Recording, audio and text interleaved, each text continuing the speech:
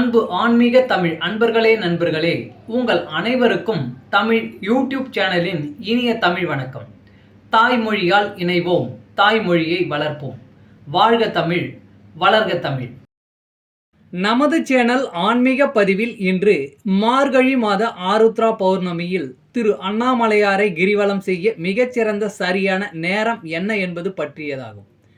இப்பதிவினை கேட்டு அதன்படி கிரிவலம் செய்து அண்ணாமலையாரின் அருளை பெறவும், மேலும் இந்த பதிவிற்கு லைக் மற்றும் ஷேர் செய்யவும், அது மட்டுமல்லாமல் இதுவரை இந்த சேனலுக்கு நீங்கள் சப்ஸ்கிரைப் செய்யவில்லை என்றால் சப்ஸ்கிரைப் செய்து பெல் பட்டனையும் அழுத்தி ஆதரவு அளிக்கவும் அன்புடன் கேட்டுக்கொண்டு இப்பதிவினை தொடர்கிறேன். வாருங்கள், ஆன்மீக பதிவில் மார்கழி மாத பௌர்ணமி கிரிவலம் செல்ல உகந்த நேரம் என்ன என்பது பற்றி அறிவோம். அறிந்து தெளிவோம், தெளிந்து இறைப்பயன் பெறுவோம். அண்ணாமலைக்கு அரோகரா, நமசிவாய. நினைத்தாலே முக்தி தரக்கூடிய அளவிற்கு சிறப்பு வாய்ந்த தலம் திருவண்ணாமலை அண்ணாமலையார் திருத்தலம். பஞ்சபூத தலங்களில் திருவண்ணாமலை அண்ணாமலையார் கோவில் அக்னி தலமாக விளங்குகிறது. இங்கு சிவனே மலையாக காட்சி தருவதாக நம்பப்படுவதால் இத்தலத்தில் பௌர்ணமி அன்று கிரிவலம் செல்வது சிறப்பான பலனை தரும். அண்ணாமலையார் கோயில் பின்புறம் உள்ள மலை 2268 அடி உயரம் கொண்டதாகும். 14 கிலோமீட்டர் சுற்றுப்பாதையை கொண்ட திருவண்ணாமலையில் பௌர்ணமி நாட்களில் கிரிவலம் வந்து பக்தர்கள் வழிபடுவது வழக்கம்.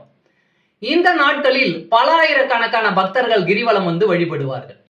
திருவண்ணாமலையில் வருடத்தின் 365 நாட்களும் கிரிவலம் வருவதால் சிவன் மோட்ச நிலையை பக்தர்களுக்கு அருள்வார் என்பது நம்பிக்கை. திருவண்ணாமலை கிரிவலம் செல்லும் பாதையில் அஷ்டலிங்கம் எனப்படும் 8 லிங்கங்கள் அமைந்துள்ளன. இந்த அஷ்டலிங்கங்கள் இந்திரலிங்கம், அக்னிலிங்கம், யமலிங்கம், நிருதிலிங்கம், வருணலிங்கம், வாயுலிங்கம், குபேரலிங்கம், ஈசானிய லிங்கம் என்ற பெயர்களை கொண்டுள்ளது. இந்த 8 லிங்கங்களையும் பக்தர்கள் கிரிவலம் வரும் பாதையில் தரிசனம் செய்தால் துன்பங்கள் நீங்கி சுகவாழ்வு கிடைக்கும் என்று சாஸ்திரங்கள் கூறுகின்றன. இந்த 8 லிங்கம் உட்பட கிரிவலம் வரும் பாதையில் ஆதி அண்ணாமலை, நேர் அண்ணாமலை, சந்திர சூரிய லிங்கங்கள், 16 விநாயகர் கோவில்கள், ஆதி காமாட்சி அம்மன் என மொத்தம் 99 கோவில்கள் உள்ளன. பௌர்ணமி நாட்களில் கிரிவலம் வருவோர் பௌர்ணமி திதி தொடங்கி முடியும் நேரத்திற்குள் கிரிவலம் வருவது மிகவும் சிறந்தது. பக்தர்கள் கிரிவலம் செய்யும் பொழுது யாரிடமும் பேசாமல் சிவநாமத்தை மட்டும் உச்சரித்து கிரிவலம் வந்தால் அனைத்து பலன்களையும் பெறலாம். திங்கட்கிழமை கிரிவலம் வந்தால் இந்திர பதவி மற்றும் சிவலோக பதவி கிடைக்கும். செவ்வாய்க்கிழமை கிரிவலம் வந்தால் கடன் மற்றும் வறுமை நீங்கும்.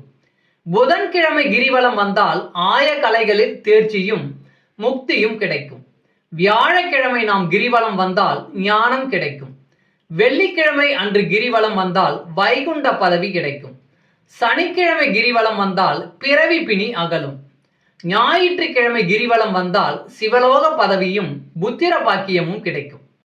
ஐப்பசி பௌர்ணமி அன்று சந்திர கிரகணம் நிகழ்வதால் கிரிவலம் போகலாமா போகக்கூடாதா என்ற பெருங்குழப்பத்தில் உள்ளனர் பக்தர்கள். அப்படி குழப்பத்தில் உள்ள பக்தர்கள் கிரகண காலம் முடிந்த பின்பு குளித்து முடித்து பிறகு கிரிவலம் செய்யலாம். ஒவ்வொரு மாதமும் பக்தர்களின் வசதிக்காக கிரிவலம் செல்ல உகந்த நாள் மற்றும் நேரம் ஆகியவற்றை தமிழ் யூடியூப் சேனல் சார்பாக அளித்து வருகிறோம். அந்த வகையில் மார்கழி மாத ஆருத்ரா பௌர்ணமி தினத்தில் கிரிவலம் செல்ல மிக சரியான சிறந்த நேரம் என்ன என்று பார்த்தால், பௌர்ணமியானது டிசம்பர் மாதம் 26ஆம் தேதி, அதாவது நாளை செவ்வாய்க்கிழமை அதிகாலை 12:30 மணி அளவில் தொடங்கி அன்று நள்ளிரவு 11:55 மணிக்கு முடிவடைகிறது. எனவே பக்தர்களாகிய நீங்கள் 26ஆம் தேதி மாலை வேளையில் கிரிவலத்தை தொடங்கி நள்ளிரவு 11:55 மணிக்குள் நிறைவு செய்ய வேண்டும். இதுவே மிகச்சிறந்த பலனையும் தரும் என்பதில் எந்தவித ஐயமும் இல்லை. கிரிவலம் செய்வோம், நலம் பல பெறுவோம். தமிழ் அன்பர்களே நண்பர்களே, ஆன்மீக பதிவில் இன்று மார்கழி பௌர்ணமி கிரிவலம் செல்ல உகந்த நேரம் என்ன என்ற பதிவை உங்களுக்காக அளித்ததில் நான் பெருமை கொள்கிறேன். மேலும் இப்பதிவில் அளிக்கப்பட்ட தகவல்கள் அனைத்தும் யான் அறிந்து கொண்டவை. யான் அறிந்த இந்த தகவல்கள் ஏதேனும் ஒரு வகையில் உங்களுக்கு உதவ வேண்டும் என்ற நோக்கிலே இங்கே அளித்துள்ளேன். யான் அளித்த இந்த பதிவின்படி நீங்கள் கிரிவலம் செய்து அண்ணாமலையாரின் அருளை பெற்று நலம் வளம் பெற்றால் அதில் எனக்கு மிக்க மகிழ்ச்சியே. வாழ்க வளமுடன். அண்ணாமலைக்கு அரோகரா. சர்வம் சிவமயம். இறையருள் பெறுவோம், இன்பமாய் வாழ்வோம். அன்பு ஆன்மீக தமிழ் அன்பர்களே, நண்பர்களே, இவ்வீடியோ பதிவினை கேட்டு இன்புற்று ஆதரவு அளித்த அனைத்து தமிழ் உள்ளங்களுக்கும் எங்கள் மனமார்ந்த நன்றி. மேலும் இப்பதிவு உங்களுக்கு பிடித்திருந்தால் லைக் மற்றும் ஷேர் செய்து, இதுவரை இந்த சேனலுக்கு நீங்கள் சப்ஸ்கிரைப் செய்யவில்லை என்றால் சப்ஸ்கிரைப் செய்து ஆதரவு அளிக்க வேண்டி அன்புடன் கேட்டுக்கொள்கிறேன். நன்றி. அடுத்த பதிவில் உங்களை விரைவில் சந்திக்கும் வரை உங்களிடமிருந்து விடைபெறுவது தமிழ் யூடியூப் சேனல்.